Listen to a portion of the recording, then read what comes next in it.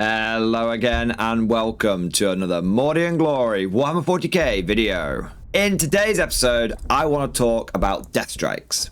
Because I love big missiles and I cannot lie.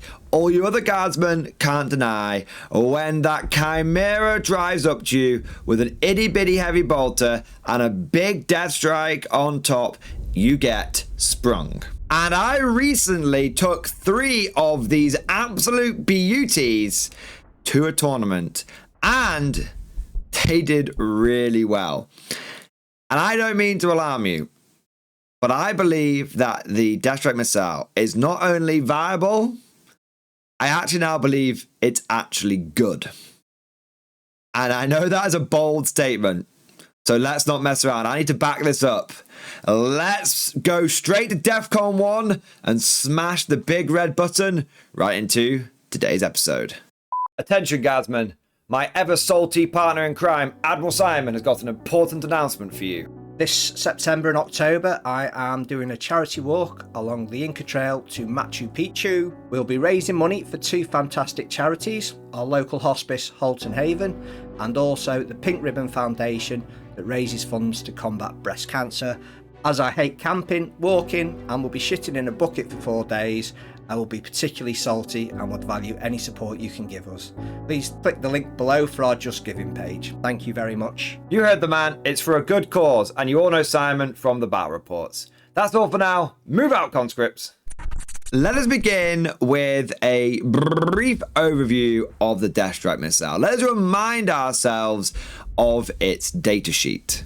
In many ways, the Deathstrike is like a slightly up-armored Chimera. It shares a similar stat line to a Manticore with its 10-inch movement, toughness 10, 3+ save, 11 wounds, leech of 7, and surprisingly high OC of 3. As standard, the Deathstrike comes equipped with a heavy bolter, a Deathstrike missile, and the armored tracks of running people over, and you can swap out the heavy bolter for a heavy flamer, and you can give it a hunter-killer missile for free. Now, a lot of these weapons are exactly what you would expect. Standard issue across the guard. Heavy bolter, 3 shots at 36-inch range, hitting on 4, strength 5, 8 -1, damage 2. You go with heavy flamer if you want a shorter range, swingy shots, but also it automatically hits.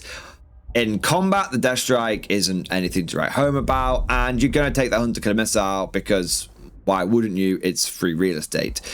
We're not here to talk about any of those weapons. We're here to talk about the main tamale, the main star of the show, and that is the Deathstrike missile. On the surface, this thing seems like a real crapshoot.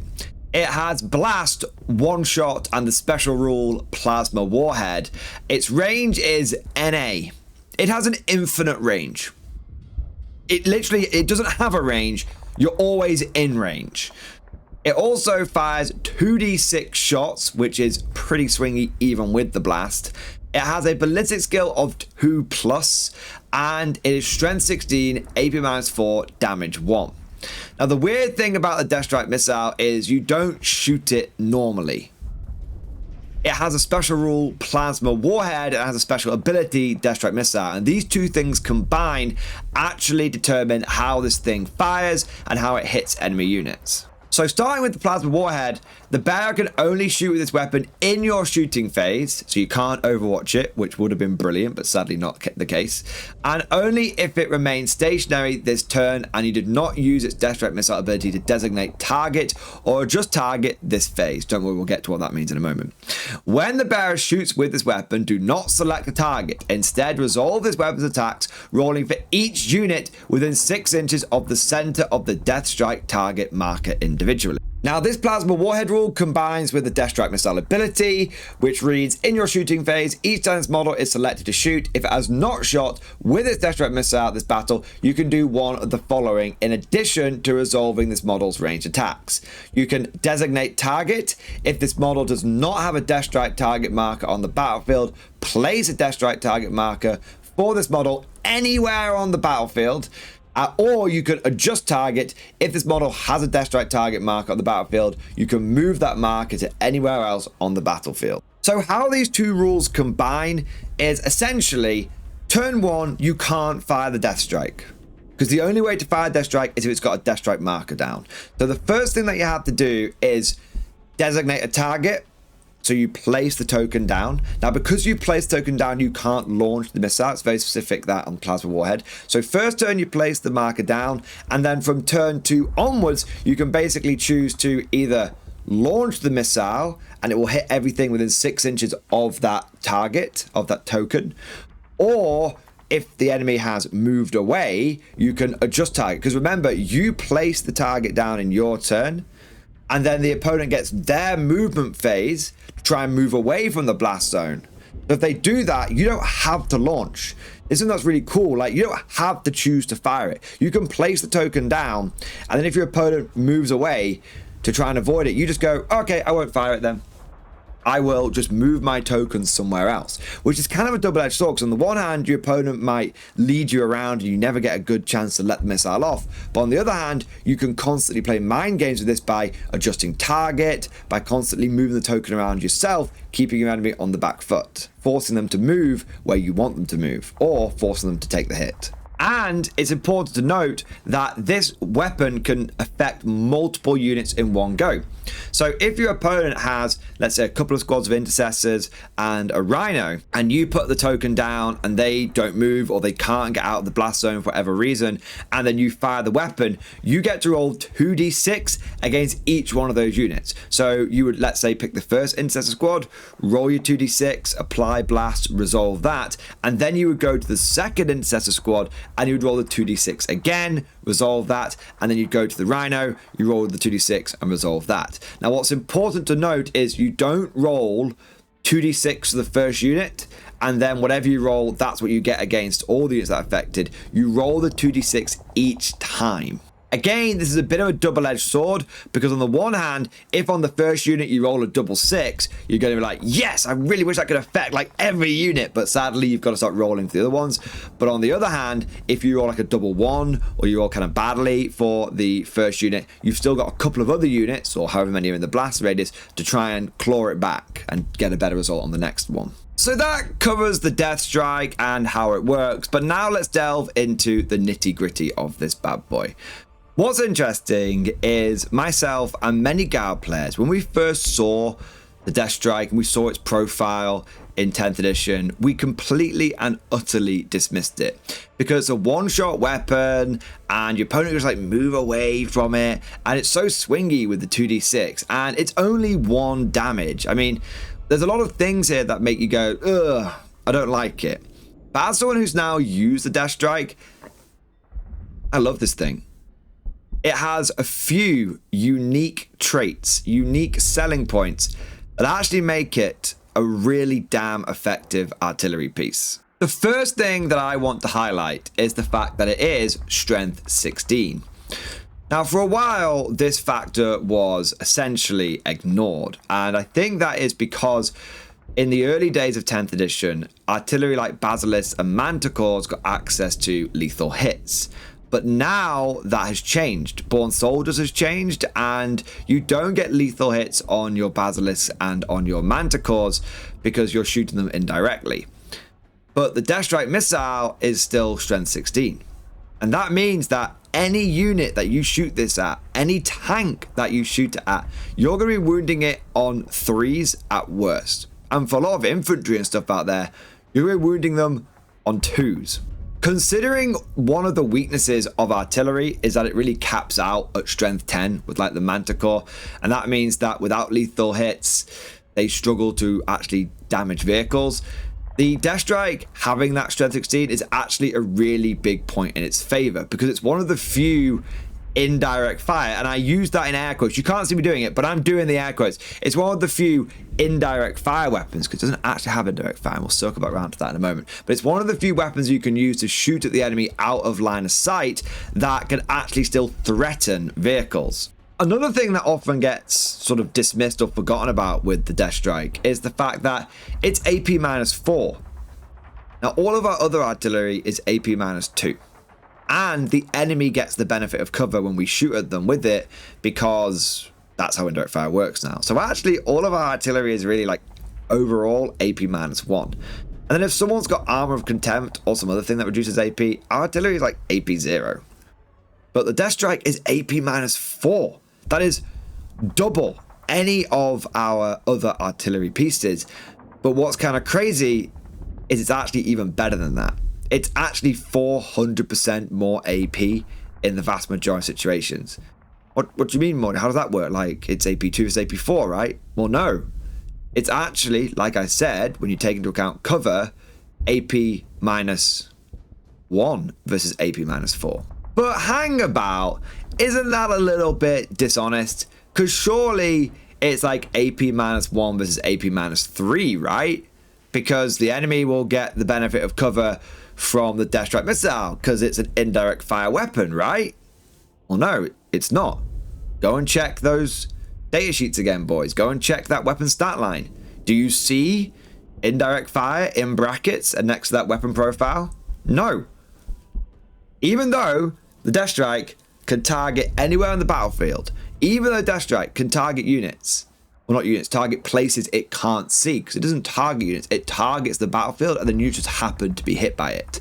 But it doesn't actually have the indirect fire special rule. This means that rules as written, when you fire your Deathstrike missile, any units that are hit by it, unless they are actually in cover, unless they are actually wholly within cover, they don't get the benefit of cover. So this thing is AP -4 pretty much all the time. And this is something that completely throws people off. This is something that completely catches people out. Because normally in 40k 10th edition, what you do is you hide behind the cover. You hide behind the L-shaped ruin, but you don't go in the L-shaped ruin. Why? Because if you go into the L-shaped ruin, then typically you can be seen. It's going to have a footprint. It's going to open up all sorts of angles for people to be able to shoot you. But if you're behind the ruin, then the enemy can't see through it. The enemy can't get you.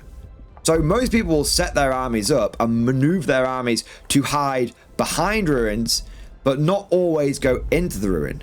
But against the Deathstrike, that's exactly the opposite thing you want to do.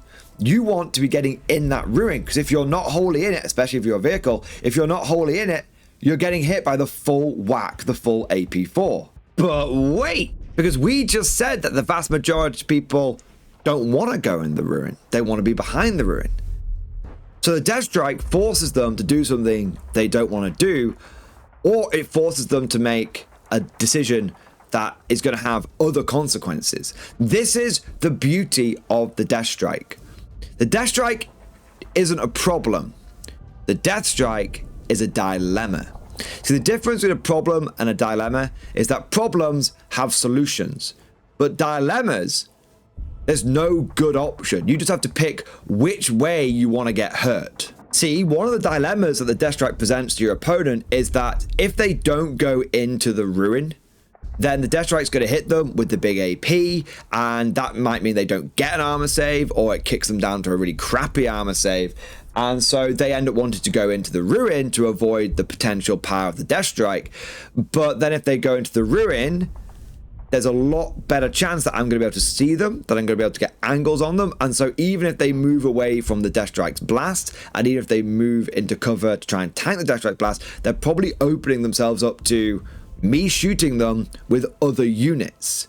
So one way or another, they're either getting hit by the Deathstrike, or they're getting hit by something else. But they're moving where I want them to move. And the more you drill down into the Deathstrike, the more you realize how much of a nuisance it is for your opponent, how much it's going to throw them off balance. You see, one Deathstrike is a bit of an inconvenience, but 3 Deathstrikes is a nightmare, because a Deathstrike on its own, it's kind of swingy, and like you said, it's damage 1, right? But 3 Deathstrikes, well, suddenly we've got a lot more opportunities to get a good number on that 2d6, and cumulatively 3 Deathstrikes acting as one, treating them as basically one battery, treating them as one weapon, one unit. Well, in a weird sort of way, it's not damage 1 anymore. Now it's damage 3. And with that number of shots and that AP and that cumulative damage, it's a real threat, and it can actually do some serious hurt to your opponent's army.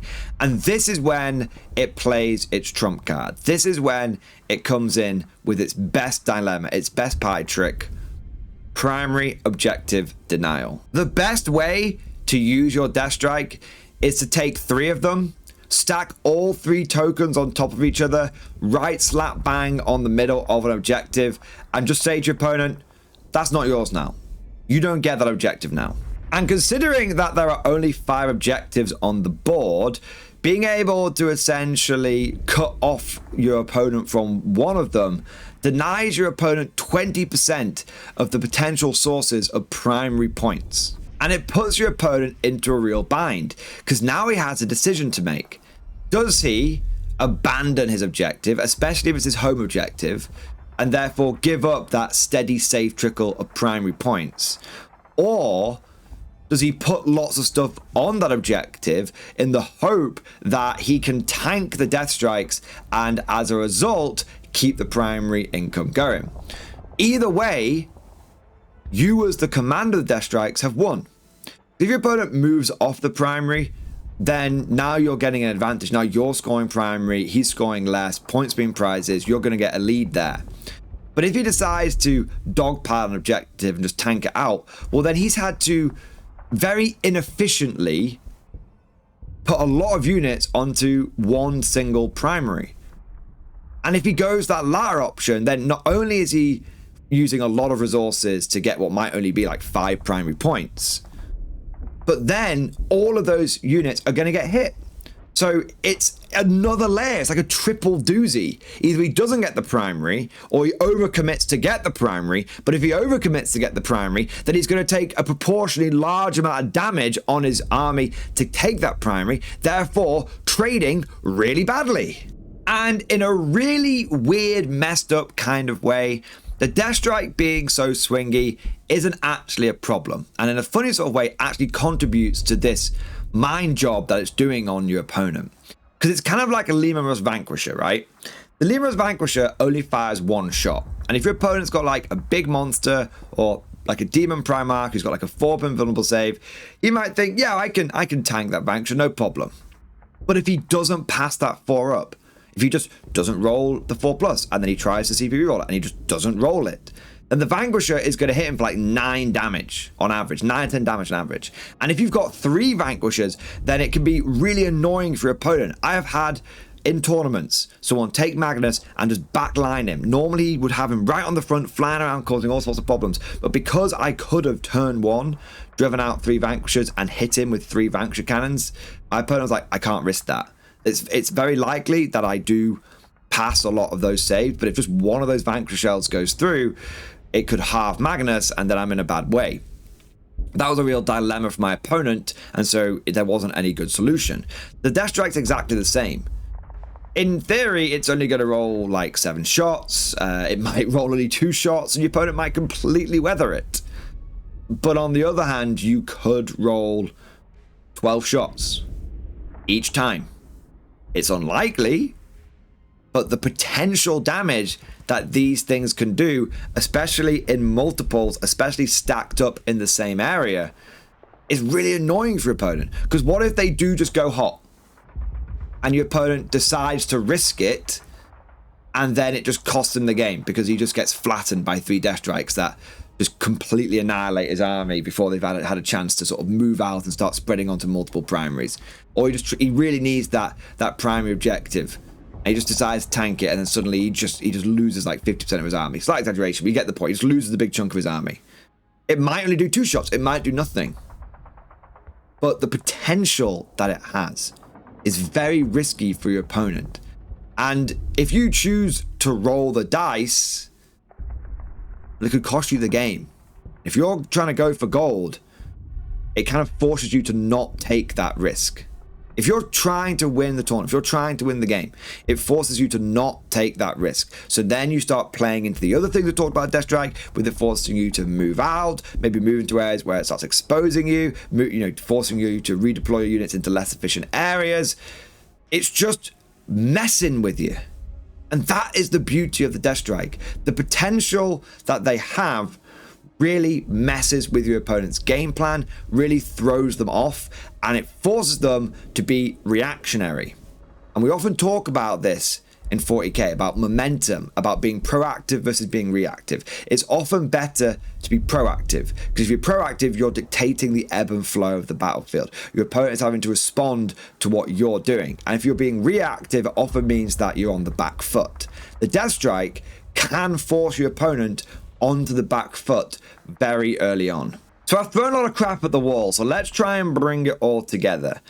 On the surface, the Deathstrike looks like a bit of a meme unit, and if taken just individually, it probably is pretty terrible. But it has a number of unique selling points with its high strength and its high AP, and the fact that it's not really indirect fire that gives it a big advantage over many of the other guard artillery pieces. And on top of this, if you take 3 of them, then their reliability goes up, the potential damage they do goes up, and you can really start using them to mess with your opponent's plans and to force him to make a bunch of decisions that he's not going to be happy with. But of course, all of this is just like my opinion, man. Let me know what you think down in the comments section below. Is the Deathstrike just a meme? Am I getting overexcited by just this one event that I went to with them? Or do you think there's something there now? With the change to Born Soldiers, the changing landscape, the changing meta of 40k, does the Deathstrike deserve a second chance? If you enjoyed today's video, don't forget to smash that like button and also subscribe to never miss an episode. Would you like to know more? If so, then please consider becoming a channel member or patron. By supporting the channel, not only will you be doing your part, but you'll also be helping me create more content for your viewing pleasure and unlocking a whole host of perks. You get everything from a badge next to your name, custom emojis, but the big one is access to the Mordian Glory Discord server, an online community with almost 2,500 active members. It's always popping off in the MG Discord. We've got channels for army lists, hobbying, tactics, stories, and even a pretty spicy meme section as well. For all you greenhorns that wanted to see the Mordian glory hole, today is your lucky day.